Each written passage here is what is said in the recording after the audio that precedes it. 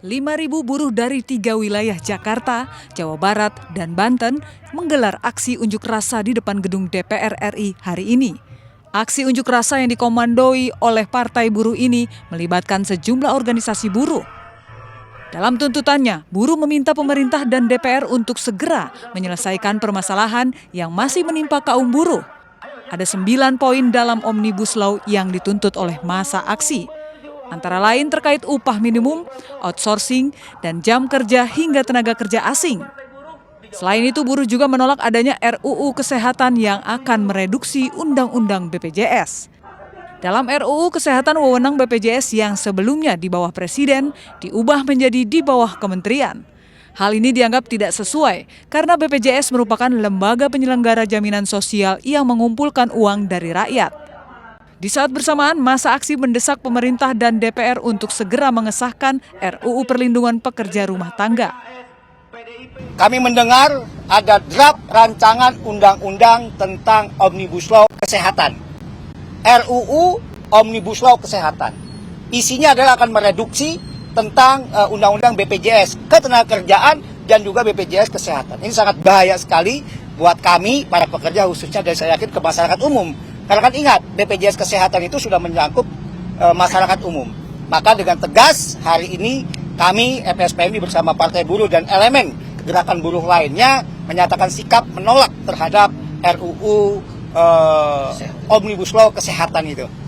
Partai Buruh bersama elemen gerakan serikat buruh termasuk SPMI meminta disahkannya rancangan undang-undang perlindungan pekerja rumah tangga atau RUU PPRT. Aksi unjuk rasa buruh ini sempat membuat arus lalu lintas di depan gedung DPR tersendat.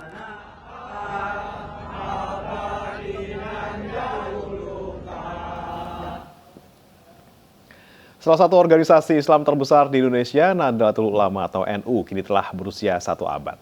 Dan sejumlah peserta mulai berdatangan ke Gor Gelora Delta Sidoarjo, Jawa Timur sejak Senin malam.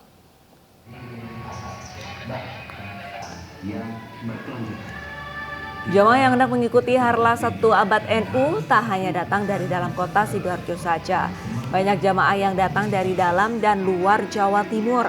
Untuk memperlancar kedatangan jamaah yang masuk ke area Gor Gelora Delta Sidoarjo, polisi mensterilisasi jalan di sekitar lokasi acara. Seluruh kendaraan dilarang melintas di kawasan Gor dan wajib parkir di area parkir yang telah ditetapkan panitia.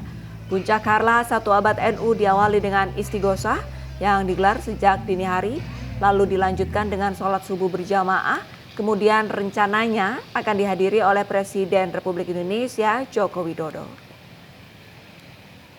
Bapak dari mana nih Pak? Dari Gresik. Terus? Ya, khidmah ke NU. Malam ini berangkat ya Pak ya? Malam ini berangkat dari Gresik. Terus nanti ikut acara jam 12 malam ini atau gimana? Pemirsa, puncak acara 1 Abad Nahdlatul Ulama mulai digelar tengah malam tadi. Rencananya sejumlah acara ditampilkan selama 24 jam non-stop, mulai kegiatan keagamaan hingga berbagai acara hiburan.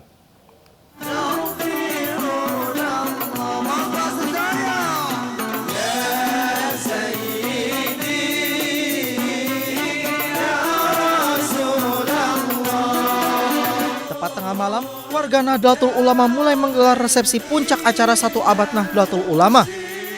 Acara pembukaan ini digelar di parkir timur Stadion Gelora Delta Sidoarjo, Jawa Timur. Acara pertama yang ditampilkan dalam rangkaian acara 24 jam non-stop ini dimulai dengan malam Lailatul Qirwah, dipimpin oleh Kiai Haji Mutawakil dan Profesor Said Akil Hussein Ali Munawar.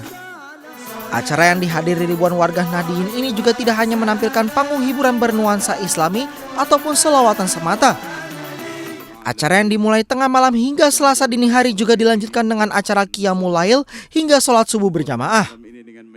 Selain dihadiri para petinggi pengurus besar Nahdlatul Ulama dan sejumlah pejabat tinggi tanah air, resepsi 1 Abad NU juga rencananya akan dihadiri oleh Presiden Joko Widodo. Tidak ketinggalan artis-artis papan atas seperti Maher Zain, grup musik Slank, dan Rhoma Irama juga dijadwalkan hadir mengisi acara. Dari Sidoarjo, Jawa Timur, Tim Liputan iNews melaporkan.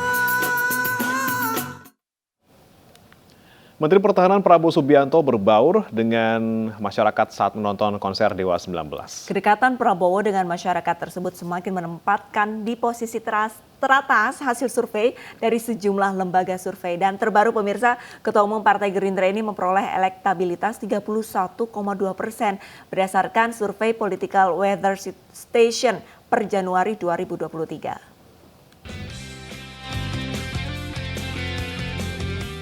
Elektabilitas Ketua Umum Partai Gerindra yang juga Menteri Pertahanan Prabowo Subianto tidak terkalahkan. Hasil survei Political Weather Station per Januari 2023 membuktikannya. Di hasil survei ini Prabowo Subianto memperoleh elektabilitas 31,2%, jauh di atas Ganjar Pranowo dan Anies Baswedan. Tingkat keterpilihan yang tinggi tidak terlepas dari peran Prabowo Subianto dalam meningkatkan sistem pertahanan negara. Selain itu, kedekatan Prabowo dengan masyarakat juga tidak terbantahkan.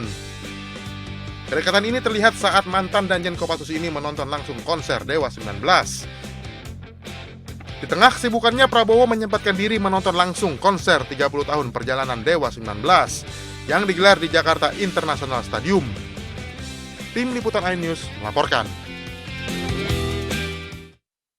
Pemirsa, Partai Perindo optimis meraih kemenangan dengan target perolehan kursi DPR RI di atas 10% pada pemilihan umum 2024 mendatang. Untuk mencapai tujuan tersebut, Partai Perindo gencar melakukan konsolidasi, koordinasi, dan juga mempersiapkan tokoh serta caleg berkualitas, serta aktif dalam memberikan program bermanfaat bagi masyarakat.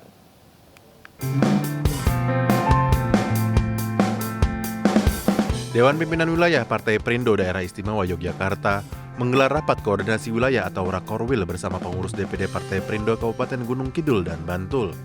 Rakorwil ini membahas penjaringan bacalek serta target DPW Partai Perindo DIY pada pemilu 2024 mendatang.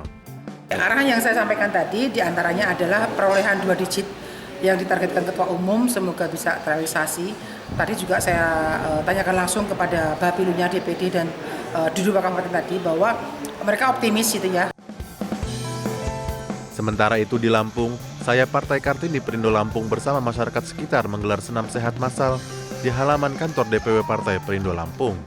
Senam sehat yang akan digelar di 15 DPD kabupaten dan kota seprovinsi Lampung ini untuk mewujudkan Indonesia sehat. Pertama, tentu bagian daripada program kerja daripada Kartini Perindo, itu yang pertama. Yang kedua, bagaimana pendekatan-pendekatan kita kepada ibu. Mendapat nomor 16 di pemilu 2024, Partai Perindo semakin optimis mampu meraih target 60 kursi di parlemen. Tim Liputan iNews melaporkan. Pemirsa, mantan Sekjen PSSI Nugraha Besus meninggal dunia setelah 9 hari menjalani perawatan medis di Rumah Sakit Pusat Otak Nasional Jakarta. Almarhum Nugraha Besus dimakamkan di tempat pemakaman umum Menteng, Pulau Jakarta Selatan pada Senin siang. Nugraha Besus merupakan Sekjen PSSI pada tahun 1983 hingga 1999, serta pada 2003 hingga 2011. Almarhum sempat dirawat di rumah sakit selama 9 hari setelah ditemukan keluarga terjatuh di rumahnya.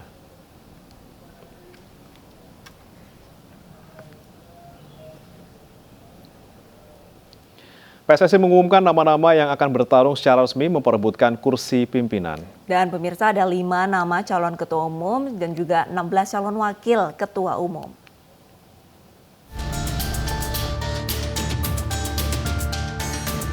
Komite Pemilihan dan Komite Banding Pemilihan PSSI mengumumkan daftar calon tetap Ketua Umum, Wakil Ketua Umum, serta Komite Eksekutif atau Exco yang akan bertarung dalam Kongres Luar Biasa PSSI pada 16 Februari mendatang. Nantinya dalam KLB akan dipilih 15 komite eksekutif, di mana 1 orang menjadi ketua umum, 2 menjadi wakil ketua umum, dan 12 lainnya sebagai anggota Exco. Kongres akan diikuti sejumlah 87 pemilik suara, terdiri dari Asosiasi Provinsi, Liga 1, perwakilan Liga 2, dan perwakilan Liga 3, serta beberapa asosiasi termasuk Asosiasi Pelatih, Asosiasi Sepak Bola Wanita, dan Asosiasi Futsal. Mekanisme pemilihannya sama, ketua dipilih sendiri, wakil ketua dipilih sendiri, dan anggota komite eksekutif dipilih sendiri. Untuk dinyatakan terpilih, mereka harus mendapatkan suara 50% plus 1 dari yang hadir. Kalau 87 nanti hadir semua, maka 50% plus 1-nya sekitar 45 suara. Untuk daftar calon tetap Ketua Umum PSSI terdapat 5 nama yang akan bertarung, termasuk Menteri BUMN Erick Thohir dan Ketua DPD RI Lanyala Mataliti. Sementara 16 orang masuk dalam daftar calon tetap Wakil Ketua Umum, diantaranya mantan Sekjen PSSI Ratu Tisa, Sekjen PSSI incumbent Yunus Nusi, hingga Menteri Pemuda dan Olahraga Zainuddin Amali. Tim Liputan iNews melaporkan.